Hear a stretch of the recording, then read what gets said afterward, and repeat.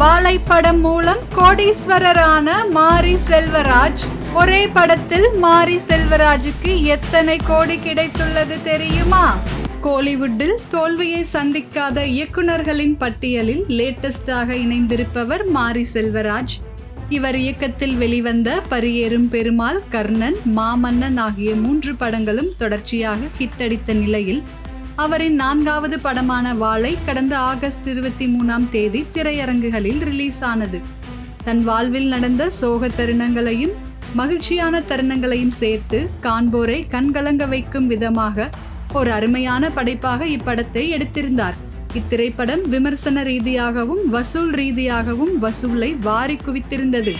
ஆனால் இவர் இதற்கு முன்பு பெரிய பெரிய நடிகர்கள் பெரிய பட்ஜெட் போட்டு எடுத்திருந்த படங்கள் மூலமாக எல்லாம் இவருக்கு கிடைக்காத பெயரும் புகழும் இப்படத்தில் கிடைத்ததற்கான காரணம் என்ன?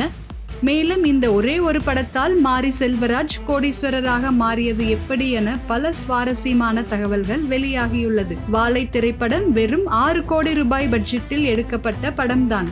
ஆனால் இப்படம் தற்போது பல கோடி ரூபாய் வசூல் மலைகளை பொழிந்து வருகிறது. ஏனெனில் இப்படம் முதல் நாளில் 1.15 கோடி ரூபாய் வசூல் செய்திருக்கிறது. அதன் பிறகு இப்படத்திற்கு கிடைத்த பாசிட்டிவான விமர்சனங்களை பார்த்து 2ஆம் நாள் வசூல் டபுள் மடங்காக உயர்ந்தது. அப்போது 2.50 கோடி ரூபாய் வசூல் செய்திருக்கிறது. அடுத்தது 3வது நாளாக 2.75 கோடி ரூபாய் என முதல் 3 நாளிலேயே படத்திற்கு போட்ட பட்ஜெட்டை தாண்டி இப்படம் வசூல் செய்து சாதனை படைத்தது. இந்நிலையில்தான் தற்போது படம் வெளியாகி 5 நாட்களையே கடந்த நிலையில் இப்படம் 15 கோடி ரூபாய் வரை வசூல் செய்துள்ளது. மேலும் மிக குறைந்த பட்ஜெட்டில் இந்த வருடம் வெளியான படங்களில் அதிக வசூல் படைத்த படமாக வாழை திரைப்படம் தான் சாதித்து காட்டியிருக்கிறது. இந்நிலையில்தான் தற்போது வாழைப்படம் மூலம் மாரி செல்வராஜ் மிகப்பெரிய கோடீஸ்வரர் ஆகியிருக்கிறார். அதாவது வாழை திரைப்படம் முதலில் ஹாட்ஸ்டார் OTT தளத்திற்காக தயாரிக்கப்பட்டது. இப்படத்தை நேரடியாக OTTயில் ரிலீஸ் செய்யும் நோக்கில்தான் இப்படமும் எடுக்கப்பட்டது. ஆனால் கடைசி நேரத்தில் தியேட்டர் ரிலீஸுக்கு மாற்றப்பட்டது. இருப்பினும் முதலிலேயே ஹாட்ஸ்டார் நிறுவனம் மாரி செல்வராஜுக்கு 16 கோடி ரூபாய் படத்தின் பட்ஜெட்டாக வழங்கியிருக்கிறது. ஆனால் 6 கோடியிலேயே மாரி இப்படத்தின் தயாரிப்பை முடித்துவிட்டார்.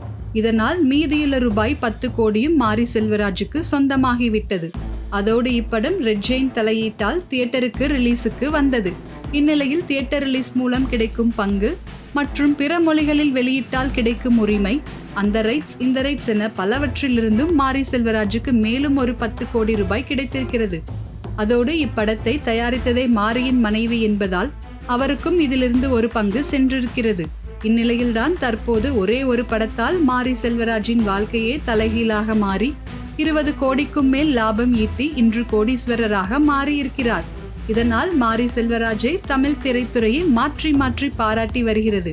பெரிய பெரிய இயக்குனர்கள், இசையமைப்பாளர்கள், நடிகர்கள் என பலரும் வாழை படத்தை பாராட்டி வருவதும் கவனிக்கத்தக்கது.